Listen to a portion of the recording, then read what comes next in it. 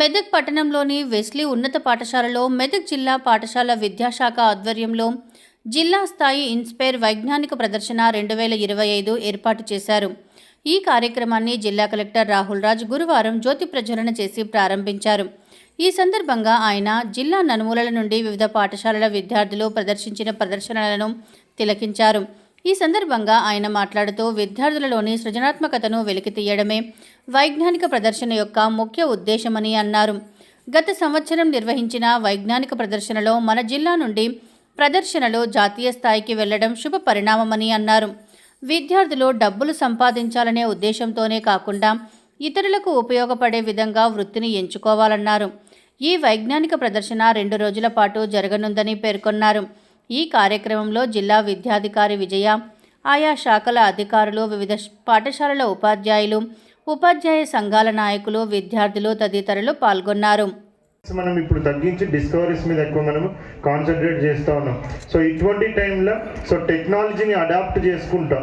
So ఇప్పుడు next వచ్చే future జనరేషన్స్కి ఏ విధంగా మనము దీంట్లో కూడా ఎఫెక్టివ్గా, ఎఫిషియెంట్గా మనం ఏ విధంగా చేయగలుగుతాం అన్నది కూడా ఇక్కడ ఉన్న చిల్డ్రన్ అందరూ కూడా ఆలోచించాల్సిన అవసరం ఉంది. సో పార్టిసిపేషన్ అనేది చాలా ఇంపార్టెంట్. సో ఇక్కడ పార్టిసిపేట్ చేసిన వాళ్ళందరికీ కూడా మరి డిస్ట్రిక్ట్ అడ్మిషన్ తరఫున అభినందనలు తెలుపుతా ఉన్నాను. సో పార్టిసిపేట్ చేసిన వాళ్ళే కాదు, సో ఎవరైతే వచ్చి ఇక్కడ వీక్షించడానికి వచ్చినారో సో వాళ్ళందరూ కూడా కంపల్సరీగా వీక్షించి ఏదో ఒకటి నేర్చుకోవాల్సిన అవసరం ఉంటుంది. సో నేర్చుకొని మనం ఆల్రెడీ డిస్ట్రిక్ట్లో గ్రౌండ్ బేస్డ్ లెర్నింగ్ అని కూడా స్టార్ట్ పెట్టినాం. సో దాని యొక్క ముఖ్య ఉద్దేశం ఏంటంటే చాలామందికి కూడా మనం ఏ విధంగా అయితే చదువుతామో అది ఎప్పుడు మనము డే టు డే యాక్టివిటీస్లో ఎప్పుడు మనం యూజ్ చేస్తాం అనేసి చాలామందికి కూడా డౌట్ వస్తూ ఉంటుంది. సో ఇంత మ్యాథ్స్ చదువుతూ ఉన్నాం, లేకపోతే ఇంత సైన్స్ చదువుతూ ఉన్నాం, కానీ దీన్ని యాక్చువల్గా మనము డే టు డే లైఫ్లో ఎందుకు యూజ్ చేస్తాం, ఎప్పుడు యూజ్ చేస్తాం, ఏ విధంగా యూజ్ చేస్తాం అని కూడా చాలామందికి డౌట్స్ ఉంటాయి. సో దాన్ని మనము టోటల్గా కూడా ఇది చేయడానికి మనము ఈ గ్రౌండ్ బేస్డ్ లెర్నింగ్ అనేది కూడా చాలా మంది స్కూల్స్ లో స్టార్ట్ పెట్టినాం. మంచి దీంతో వాళ్ళు పార్టిసిపేట్ చేస్తారు కాబట్టి అది కంపల్సరీ వాళ్ళ ఫ్యూచర్ లో చాలా హెల్ప్ అవుతుంది.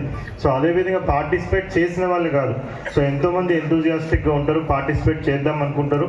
బట్ మన దగ్గర ఉన్న టైం కాన్స్టెంట్ లేకపోతే ప్లేస్ కాన్స్టెంట్ వల్ల కొన్నిటినే మనం సెలెక్ట్ చేయాల్సి వస్తుంది. బట్ ఎవరెవరైతే పార్టిసిపేట్ చేద్దాం అనుకుని చేయలేదో మరి వాళ్ళకు కూడా ఆలోచన రావడం కూడా చాలా ముఖ్యంగా ఇంపార్టెంటే. అదేవిధంగా ఇక్కడికి వచ్చిన వాళ్ళందరూ సో పార్టిసిపేట్ చేయకపోయినా కానీ సో వేరే వాళ్ళు చేసినది ఏ విధంగా చేస్తారనేసి చూసి మరి దాన్ని చూసి నేర్చుకొని మరి దాంట్లో కూడా వాళ్ళు ఒక ఇన్నోవేటివ్నెస్ని వాళ్ళు కూడా బిల్డప్ చేసుకుని నెక్స్ట్ టైం మనం కూడా పార్టిసిపేట్ చేయాలి. లేకపోతే పార్టిసిపేట్ చేయకపోయినా కానీ ఇటువంటి ఇన్నోవేటివ్ ఆలోచనలు మనకు కూడా రావాలనేసి కూడా చాలా మంది పిల్లలు ఇవి చూసినాక వాళ్ళందరూ కూడా నేర్చుకుంటారు అనేసి కూడా నేను అనుకుంటా ఉన్నాను. ఎస్పెషల్లీ సైన్స్ అనేది చాలా ఇంపార్టెంట్. సో ఇక్కడ ఉన్న చిల్డ్రన్స్ అందరూ కూడా తెలిసి ఉండాలా. సో మనకి ఏ లాంగ్వేజ్ తీసుకున్నా కానీ, సో ఏ లాంగ్వేజ్ స్క్రిప్ట్ తీసుకున్నా కానీ, ఇప్పుడు మనము తెలుగు కానివ్వండి, ఇంగ్లీష్ కానివ్వండి, సో హిందీ కానివ్వండి, వేరే అదర్ వెస్ట్రన్ లాంగ్వేజెస్ కానివ్వండి, సో అన్నిట్లో కూడా అన్ని స్క్రిప్ట్లో కూడా మనకి సైన్స్ అనేది ఉంటుంది. సో ఆ స్క్రిప్ట్ ఏ విధంగా డెవలప్ అయింది అనేసి మనం మొత్తం కూడా చూస్తే కూడా దాని వెనకాల సైన్స్ కంపల్సరీగా ఉంటుంది. సో అదేవిధంగా మ్యాథమెటిక్స్ మనం చూసినట్టే కూడా మన మ్యాథమెటిక్స్ ఫార్ములాస్ కానివ్వండి, సో ఈక్వేషన్స్ కానివ్వండి, థీరమ్స్ కానివ్వండి, సో వీటన్నిటిని డిరైవ్ చేయడానికి కూడా కంపల్సరీగా దాని వెనకాల సైన్స్ కంపల్సరీగా ఉంటుంది. సో మనం హిస్టరీ చదువుతాం, ఎకనామిక్స్ చదువుతాం, సో వేరే డిఫరెంట్ టైప్స్ ఆఫ్ ఇవన్నీ కూడా చదువుతాం సోషల్లా.